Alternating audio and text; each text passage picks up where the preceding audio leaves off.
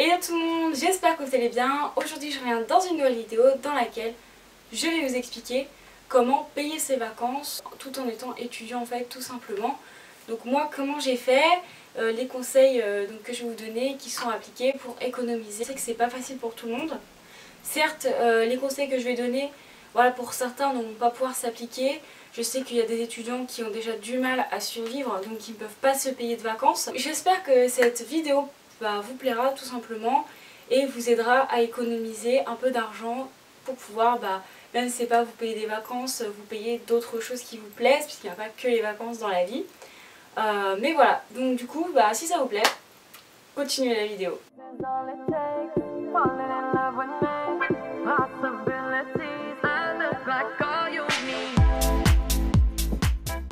Donc je vais aborder certains points dans cette vidéo, donc c'est pas vraiment dans l'ordre, je vais pas dire que c'est fouillis. Je vais parler de gérer son budget, de savoir où va l'argent, comment économiser, choisir par exemple des bonnes destinations pour partir qui sont pas très chères, ou encore comment avoir des revenus tout simplement hors de la fac. Moi perso j'ai pas travaillé en fait, j'ai pas eu de vrai travail durant toute l'année ou pendant les vacances, donc pour me payer ses vacances. Mais voilà. Donc je vais vous expliquer tout ça dans la vidéo. Donc déjà la première chose dont je vais vous parler, c'est de savoir gérer son budget. Quand on est étudiant, soit on a la bourse, soit on a de l'argent de nos parents. Bref, normalement on a un budget alloué pour chaque mois, donc que ce soit pour le loyer, pour payer le loyer, pour payer la nourriture, pour payer les charges, tout ce qui est électricité, eau, mais aussi tout ce qui va être transport, déplacement, donc le tramway, le bus, le métro, le train pour rentrer chez vous. Après il y a aussi à payer tout ce qui va être internet, wifi, téléphone. Enfin voilà, il y a énormément de choses qui sont à payer. Donc ça, ce qu'il faut savoir, c'est que moi je sais combien je touche chaque mois. Je touche uniquement la bourse. Voilà, c'est ma seule source de revenus par mois.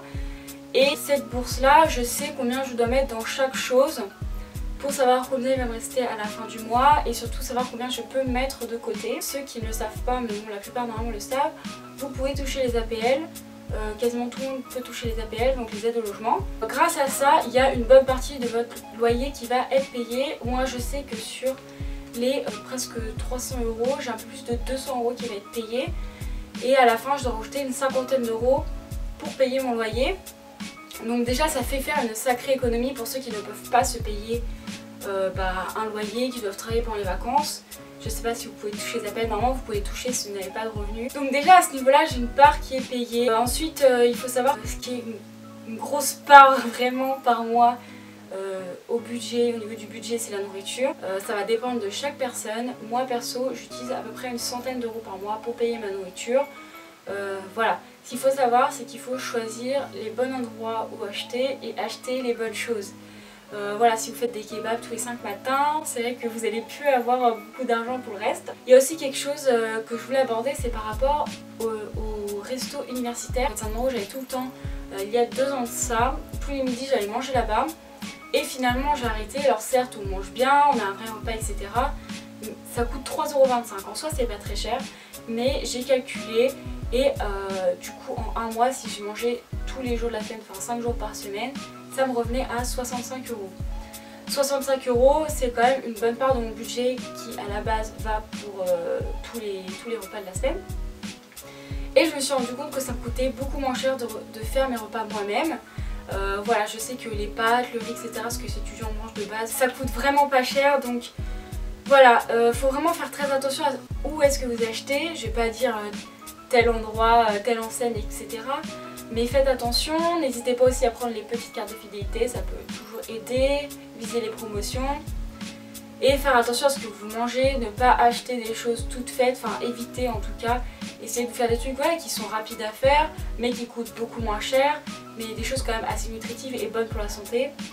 Voilà, vous pouvez même aller au marché, au fond de marché pour acheter des fruits et légumes pas chers. Moi, j'aime pas ça, donc c'est assez difficile pour moi, donc je n'y vais pas. Moi, je sais que ma soeur avant, elle est tout le temps à l'épicerie, le petit casino juste en bas de chez elle. Ça coûtait, c'était plus rapide, mais ça coûtait 3 fois plus cher, 2 à 3 fois plus cher que ce que vous pouvez retrouver dans d'autres enseignes.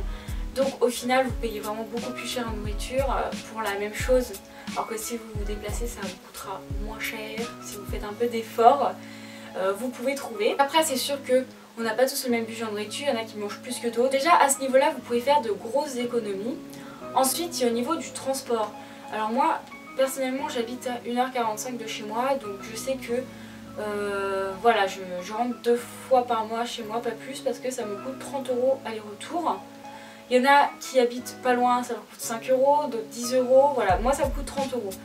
Donc il y a aussi quelque chose que vous pouvez essayer de faire pour diminuer. Donc déjà prendre les billets étudiants au moins de 26 ans quand vous prenez le train. Ou sinon faire du blablacar ou du covoiturage avec des amis.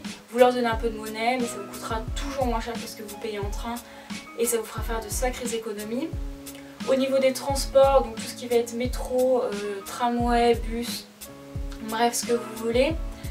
Là encore, ça coûte énormément d'argent. Moi je paye 30 € par mois de tramway. Mais sinon vous pouvez tout simplement louer, ou si vous en avez un, utiliser un vélo, ça vous fera économiser énormément d'argent. Déjà si vous ne payez plus par exemple de transport au mois, vous avez un vélo parce que vous habitez pas trop loin. Moi j'habite en centre-ville, mais je pourrais le faire en vélo, ce serait assez rapide. Mais après il faut penser au dénivelé aussi. Mais ça vous fait économiser par exemple 30 € par mois. Alors je sais qu'il y en a beaucoup qui vont me dire oui, on croit qu'on économise comme ceux qui arrêtent la cigarette, etc. Mais on le met dans autre chose. Bah justement le but c'est cet argent de le mettre tout de suite de côté, de le mettre sur un autre compte. Voilà, et de ne pas y toucher, parce que sinon si vous le laissez sur le petit compte, vous n'allez pas vous rendre compte que vous avez encore cet argent et vous allez le dépenser. Après il y a énormément de choses pour lesquelles vous pouvez diminuer les dépenses, notamment les sorties. Voilà, je sais que les sorties ça coûte pas mal cher quand on prend un petit verre par-ci, un petit verre par-là, on va faire un peu de shopping, etc. Donc là ça peut vite dégringoler. Je vais pas vous mentir que moi je fais assez souvent du shopping, mais j'arrive quand même à mettre au moins 100 € de côté par mois. En tout cas c'est ce que j'essaye de faire. Je le fais pas pour les mois où il y a des anniversaires, mais en tout cas c'est le minimum que je mets de côté pour pouvoir partir en vacances tout simplement. Et enfin la dernière chose, c'était diminuer les factures d'électricité ou d'eau. Enfin ce que moi je fais, c'est au niveau des charges, c'est que l'eau je crois qui est payée, mais c'est l'électricité que je paye en plus selon ma consommation. Donc moi ce que je fais c'est que je chauffe moins en hiver qu'une personne normale, c'est à dire que je vais éviter qu'il fasse 20 degrés chez moi, mais je puisse rester entre 16 et 18, donc ça dépend si la journée ou le soir. Et ce qu'on se rend pas compte, c'est que 1 ou 2 degrés de moins, bah ça fait vraiment la différence sur les factures, parce qu'on m'a remboursé 60 € l'année dernière sur ma facture d'électricité. Donc il y avait des mois aussi où j'étais en révision chez mes parents, donc je ne chauffais pas. Mais voilà, tout ça pour dire que vous pouvez faire des économies à ce niveau-là. Et pour ceux qui se demanderaient, mes vacances donc en Martinique, où j'y suis restée 10 jours, j'ai payé 850 €, donc avec le vol, l'hôtel et le transfert. Je crois que c'est tout, donc j'avais pas la nourriture. Donc c'est quand même une somme. Je sais que l'année prochaine je vais revoyager, mais je ne referai pas une destination à ce prix là, parce que voilà, je vais pas non plus gaspiller chaque année autant d'argent pour un voyage. Ensuite, pour pouvoir se payer un voyage, il faut commencer dès le début de l'année de mettre de l'argent de côté. Voilà, parce qu'il y en a beaucoup qui veulent partir en vacances mais qui s'y prennent genre 1 ou 2 mois à l'avance, alors que vous n'aurez pas le temps d'économiser en fait tout simplement. Donc dès septembre il faut se mettre à économiser. Voilà, les conseils que je vous donne, c'est un peu tard pour ceux qui voulaient partir là maintenant. Mais voilà, dès la rentrée de septembre, commencez à économiser, à mettre de l'argent de côté. Je vous jure, vous vous rendrez pas compte, mais ça monte très vite. Donc ce que je fais aussi, c'est que je réserve mes vacances bien longtemps à l'avance, déjà pour être sûre d'avoir de la place. Et puis ça permet aussi de comparer déjà comparer entre sites. Et surtout comparer les moments en fait auxquels vous pouvez partir et voir quand c'est le moins cher. Moi quand je suis partie en Martinique, les moments où c'était le moins cher c'était mi-mai jusqu'à tout le mois de juin et septembre. Voilà, c'était vraiment les deux moments de l'année où c'était le moins cher.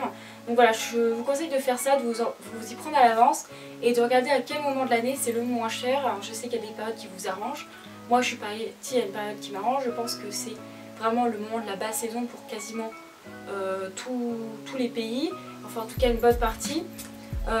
Et ça m'arrange en étant étudiante puisque c'est les moments où je peux partir en vacances. Mais voilà, faire très attention à ça. Et ensuite guetter les destinations qui seront moins chères. Par exemple en destination plus, pas exotique mais vraiment qui sort du lot par rapport à la France. On a le Maroc, voilà j'y suis déjà allée mais voilà je sais que c'est une destination qui n'est vraiment pas chère. Vous en avez pour 300 € peut-être la semaine, quelque chose comme ça. Donc voilà, c'est vraiment un bon dépaysement et une destination qui n'est pas chère et voilà, c'est vraiment bien, je vous conseille d'y aller. Et enfin maintenant je vais vous parler des sources de revenus, comment en trouver. Donc déjà je sais que beaucoup d'étudiants travaillent, moi je vous l'ai dit en début de vidéo, je ne travaille pas, j'ai pas fait de petits boulots ou quoi que ce soit pour me payer mes vacances, j'ai vraiment tout misé sur l'économie. Mais vous pouvez aussi avoir d'autres sources de revenus que les petits boulots. Alors ce sera des sources de revenus qui seront moindres bien évidemment, mais c'est quand même pas mal. Il y a deux sources de revenus principales on va dire que j'utilise. Il y en a une qui s'appelle Opinion Marketing, c'est un site sur lequel je fais des sondages qui vont être payés. Voilà, si vous voulez je vous mettrai le lien en barre d'infos. Et en fait je suis payée 3 € par sondage. Voilà, c'est peut-être minime, mais si vous en faites 5 par mois, ça fait 15 € et à la fin de l'année, vous avez 150, 200 € d'économisés. Voilà, des fois, ils vous envoient des produits à tester, etc.